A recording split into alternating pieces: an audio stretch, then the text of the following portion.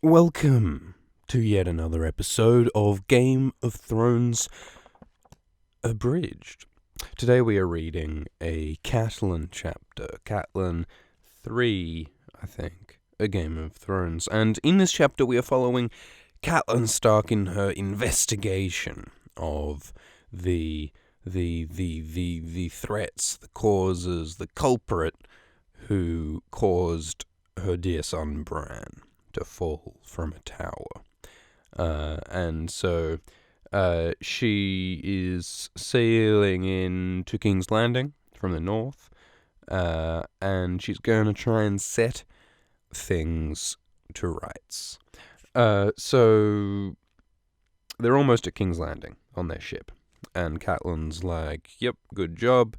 Thank you, seamen. I'm going to pay each of you a piece of silver. I'm gonna each of your oarmen. I'm gonna pay them a piece of silver, and the captain of the ship, who's a guy called Morio Tumitis, which sounds like a tooth disease or something, says, "Oh, that's far too much. Oh, that's so generous. But yes, we'll take the money." And he's a Tyroshi. Morio is from one of the free cities of Essos. And the ship is called the Storm Dancer. The Storm Dancer, which is rather a pretty name. And yes, the ship was fast, and they talk a bit about logistics and timings. Point is, they've arrived, and Catelyn is looking at her hands that were injured by the dagger of the assassin who tried to kill Bran, and she finds that she can no longer bend two of the fingers on her left hand after the cut. So she's actually pretty seriously injured by the cut. But that was a small enough price to pay for Bran's life. So we're continually reminded that Catelyn's motivation here is very much about her love for her children and her need to get justice and protect, not even justice, just to protect them. In that way, she's a bit like Cersei. Sir Roderick is around, Sir Roderick of the Fine Whiskers, but sadly Sir Roderick has shaved off his whiskers because he was so seasick on this journey that his whiskers were so oft befouled by vomit that he's now had to cut them off, which is a bit tragic. It was a nice touch in season 6 of the show, episode The Door, when we got that flashback at Winterfell and we got to see a young Roderick, and he had those sort of beginning brown whiskets, those little whisklets, those little germs that were beginning to grow into the great wondrous whiskers that we have later on for Sir Roderick. But anyway, so they're pulling into King's Landing, and Catelyn's got the dagger, and their plan is to seek a man called Aaron Santagar, who is the Master-at-Arms at King's Landing. And he's never cast in the show. And indeed, this whole part of this chapter never appears in the show. The only real point that they're making here is sort of establishing stuff that we already know about Catelyn's motivations and the logistics of the ship thing. But we also get this moment of Catelyn thinking about Littlefinger. So she knows that Littlefinger is in King's Landing, and indeed is on the small council. And Littlefinger, Peter Baelish, is someone Catelyn knew growing up, back when she was at Riverrun with her brother Edmure and her sister Lysa. And they talk about how Littlefinger had feelings for Catelyn, and when Catelyn was going to marry Brandon Stark, Peter challenged Brandon to a duel for the right to Catelyn's hand, which was bloody silly given that Peter was a 15-year-old boy and Brandon was 20.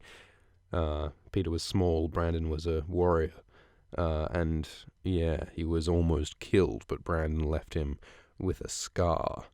And so Catelyn sort of wonders about what will Peter be like now? What will Littlefinger be like now? She thinks that he was always very clever, but not always wise, which is a really good sort of summation of Peter, probably, because he is very clever. He's very shrewd. He's very capable of making things happen. But he doesn't always have the wisdom to decide whether something is really a good idea, like fundamentally. Like, his motivations and his deep feelings are not very wise or well thought out, even though his actual sort of machinations and his ability to accomplish things and to know things, his cleverness is very great.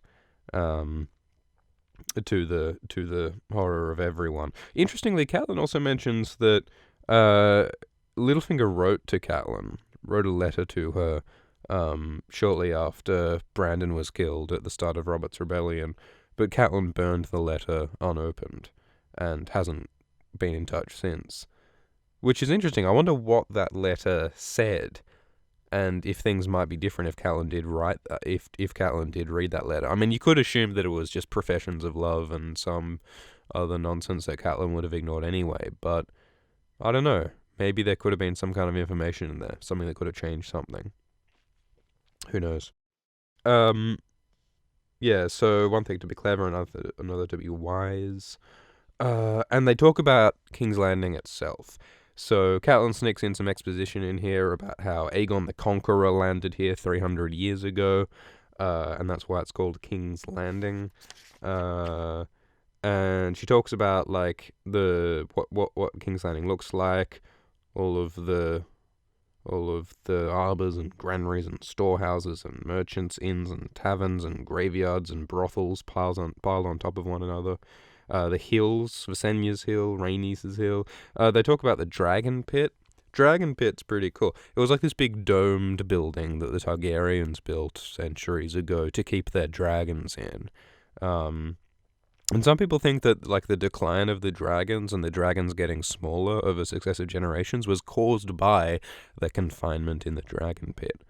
In any case, there was a moment in the Dance with Dragons when there was an event called the Storming of the Dragon Pit, when some common people broke into the Dragon Pit and killed a bunch of dragons, and the Dragon Pit then collapsed and had been abandoned ever since. And so now the Dragon Pit stands as this sort of ruin, this looming ruin that no one is allowed into anymore, that sort of represents the power of the Targaryens and their dragons, which is now abandoned. Also, apparently, word on the street, we're going to actually see the Dragon Pit in Season 7 of Game of Thrones. It hasn't appeared at all so far, but apparently we will see it soon.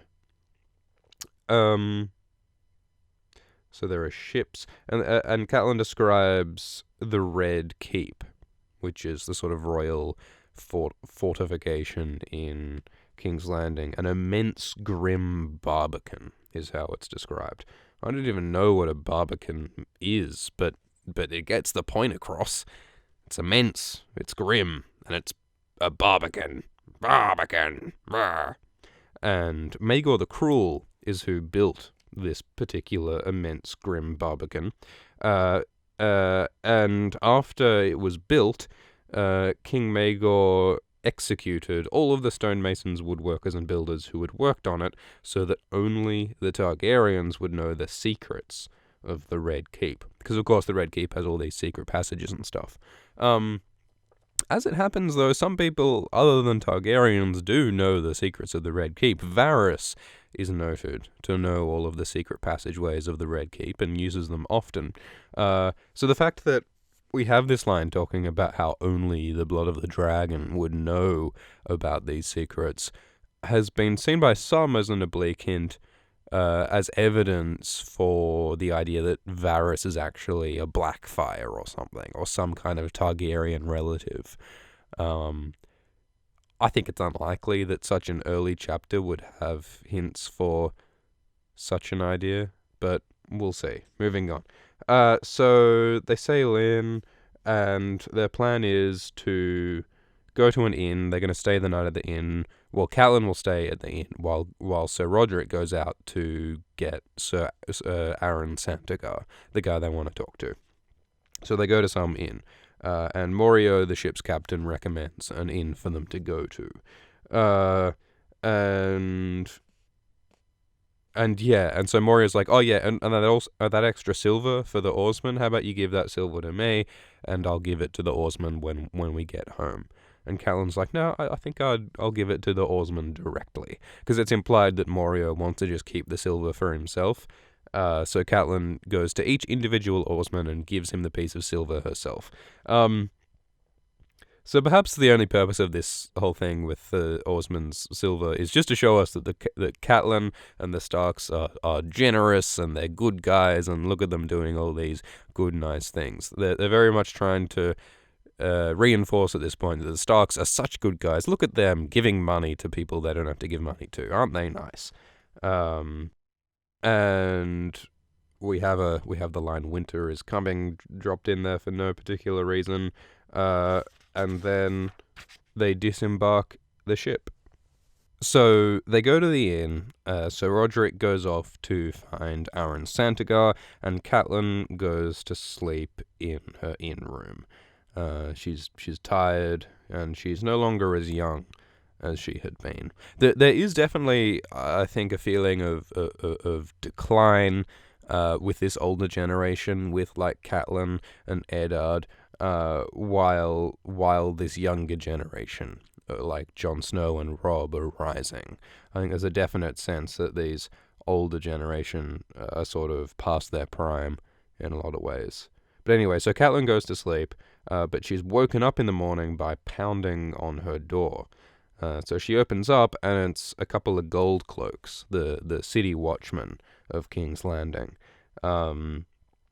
And Catelyn's like, what the fuck are you doing here? I'm having a nap. And they're like, we're taking you to the Red Keep, m'lady.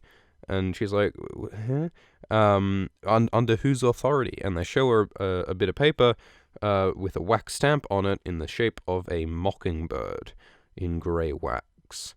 And of course, the mockingbird is the sigil of Peter Baelish, Littlefinger. So Littlefinger apparently has somehow found out that Catelyn is there and is taking her to the Red Keep to chat to her. And while she gets ready to leave, she's like, how did he know? And then she realizes, Morio, the ship's captain, the Tyroshi, he knew we were coming to this inn. Must have been he told a spy, or he sold the information of where we were to Littlefinger. That must be how the Gold Cloaks knew we were there. So we sort of get a little bit of sort of intrigue 101 in this chapter. Like, this is the first time we start to get some of these sort of like political secret intrigue shoopty-whoops. That's kind of the first time we get one of those, and this is sort of like teaching us, hey, this is a book called The Game of Thrones, and in it we have stuff like that happening. Secret shenanigans. Here's an example. And so things get more complicated later on. But this is just an example of the sort of shit that goes on throughout the series. And anyway, so they've got a horse for her, and they ride up to the Red Keep. And they take her up endless steps to a tower. Of course, in the show, Littlefinger brings Catelyn to one of Littlefinger's brothels, which is a more colourful place for this chat to happen, I think. But the tower is symbolic as well. The tower in like tarot readings and mysticism and shit, the tower has symbolism representing change, is what the tower means. And Bran certainly experienced change when he fell from that tower. And to some degree, this conversation in this tower is something that causes change as well. But anyway, so Cat goes up the tower and she meets Littlefinger. And Catelyn's like, why have you bloody brought me up here like this? But Littlefinger's only like, oh, your poor hands. Oh, you weren't mistreated, were you? Oh. And Catelyn's like icy, and she's like, I don't forget the hands. You're treating me like a serving wench to bring me up to your tower. That's discourteous. And Peter's like, oh, I didn't mean to make you angry. And he looks contrite. So then Catelyn reflects on how he looks, and how he used to be a sly child, but he always looked contrite after his mischiefs. And he says that, and she says that the years have not changed him much. He's grown from a small boy into a small man. He's still got laughing grey-green eyes, and he's got a silver mockingbird fastening his cloak. So sort of mockery is emphasized a lot with Littlefinger. He's got laughing eyes, and he's got a mockingbird for a sigil. Kind of Littlefinger's whole deal is that he realized early on in his duel with Brandon that he couldn't beat people, he couldn't beat the nobility, he couldn't beat the noble families through strength of arms or through, like, political power the way it's traditionally used. And so what Peter does is he mocks their game by working in other ways, by operating in other levels. Peter tries to do things in an unorthodox fashion with all of his schemes, with all of his spying, which is not considered like orthodox political behavior, and yet Peter uses it to great effect, to gain power, to manipulate people. So he's mocking the game. Anyway, so... But of course Catelyn has this whole other perspective, because she knows Peter as a child, and suspects that he hasn't changed much. He might still be clever, but he hasn't become wise. And so Peter mentions Lord Varys, the spider, the spy master. And apparently it was Lord Varys who found out about Catelyn's presence in King's Landing. We get some sort of description of Varys, who hasn't arrived yet, but they say that he's very sensitive, and they say that he knows everything. Sometimes he knows things before they happen, and he has these little birds, these little child spies all over the city. And Peter's like, well, why are you here? Why are you in King's Landing? And Catelyn's like, I just missed my husband, Ned. But Peter's like, really? Is that really the explanation? Because, you know, your obligations should be to stay in Winterfell, with the rest of your family. So Peter immediately sort of ferrets out that Catelyn must have some higher, more important reason to be here. And Catelyn thinks, he does know me too well. So he certainly is clever, and Littlefinger still very much has insight into Catelyn and her motivations, which is disturbing, perhaps. But then Varys comes in, and Varys is described as plump, perfumed, powdered, and as hairless as an egg. And he takes Catelyn's hands, and Varys's flesh is soft and moist. Man, the word moist is one of the most potent words. If you want to make a character gross and unlikable, make him moist. Moist is an awful word. Another thing, though, the fact that Varys is described as hairless as an egg has also been taken as evidence for stuff, because being hairless as an egg, the character Egg in the Duncan Egg stories was a Targaryen prince who shaved his head to hide his Targaryen blonde hair. So it's kind of funny that Varys is described as hairless as an egg. Some people suspect that Varys shaves his head. Well, he might not need to shave his head being a eunuch. No, I think he would. So maybe the reason why Varys shaves his head is to hide Varys's own Targaryen blonde hair. Just a wild theory, but an interesting one. And so they sort of talk. They say that the gods are cruel, which Varys would know well, given his rough upbringing, I would say. They call Varys Lord Varys, even though he's not technically a lord. He's lord of nothing but the spiderweb, master of none but his whisperers. There's much sly smiling. There's much mistrust. Catelyn says she trusts Littlefinger only a little bit, and Varys not at all. Varys giggles like a little girl, which is hard to imagine Conleth Hill, the actor, doing in the show. And then Varys is like, alright, enough pleasantries. Catelyn, can you show us the dagger? And Catelyn's like, fucking what? The dagger? How do you know about the dagger? And for a moment, Catelyn's like, Jesus, like Varys must be some enchanter or some spider. How could he possibly know about the dagger? So we learn that Varys's spy network must be powerful indeed.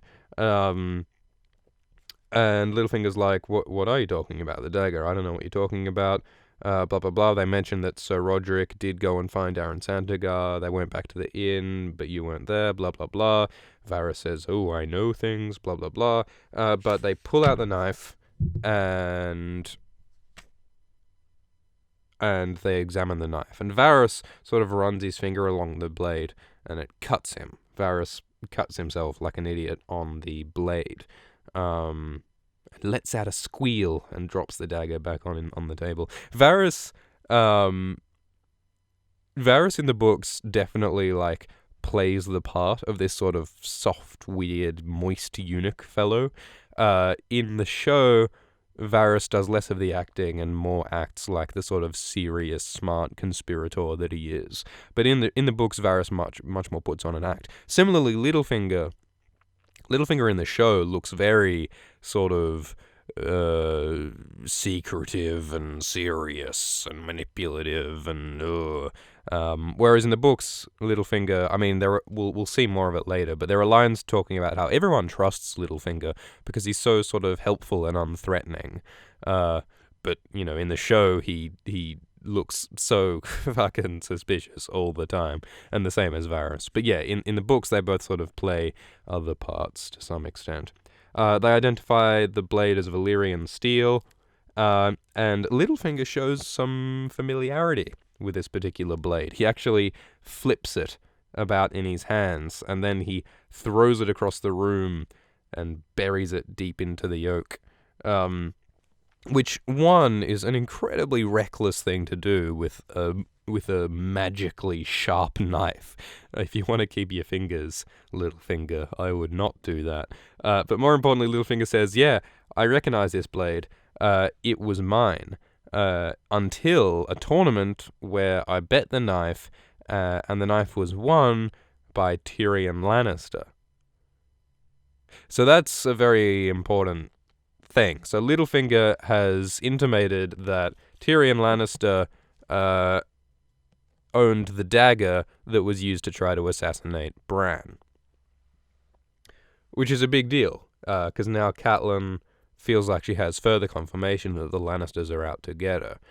In reality, Tyrion had nothing to do with that dagger or that assassination, but by saying this to Catelyn, Littlefinger has turned the Starks against the Lannisters, which is Littlefinger's goal at this point. Littlefinger is trying to foment chaos and conflict between the Starks and the Lannisters. He's trying to cause war so that he can opportunistically use this as a way of gaining further political power. Varys, meanwhile, uncharacteristically, does not know what the fuck is going on. We have a later line from Varys talking about how only the gods know what game Littlefinger is playing. So while Varys stands here in this room with all this dagger talk, he doesn't know what's what. He doesn't know what Littlefinger's up to. He doesn't know who owns the dagger and so on. Varys is more concerned in following his sort of conspiracy with Illyrio Mopatis and his plans to eventually invade Westeros with Aegon Targaryen. So there's this whole other shit going on right now that we have not even the slightest taste of, but which we find out more about later on. But in the immediate term, you have Catelyn Stark, who's got these injured, twisted hands that are still throbbing, reminding her of the urgency with which she must pursue the truth and find out what's going on with the Lannisters so that she can best protect her children.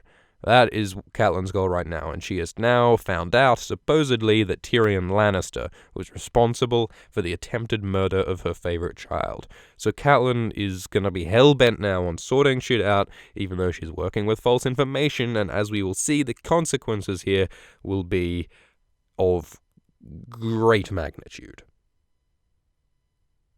That's what's going to happen. So thank you for listening to this episode of Game of Thrones Abridged. We will have a new one soon. Cheers.